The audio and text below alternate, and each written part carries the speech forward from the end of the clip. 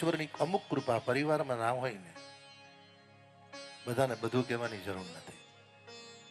ગૌશાળામાં જઈને ગાયને ફળ ખવડાવ્યું. આત્મદેવે કીધું, દેવી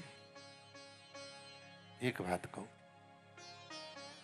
ઓલા ગઈકાલે ફળ દીધેલું ને એના બીજ વધ્યા હશે ને, લાઈક કોઈકનું પુણ્યનું કામ કરીએ. પણ ધંધુલી જૂઠું બોલ્યા. નાથ, જે ફળ હતું ને એ હું બીજની સાથે આરોગી ગઈ. અને અમુકને તો જૂઠું બોલતા બહુ સરસ આવડે. અમુક તો કે પાછા, જો તમને ખોટું લાગતું હોય ને, તમારા ભાઈના કરુણા થઈ, ધંધુરીને ત્યાં 2 દીકરાનો જન્મ થયો.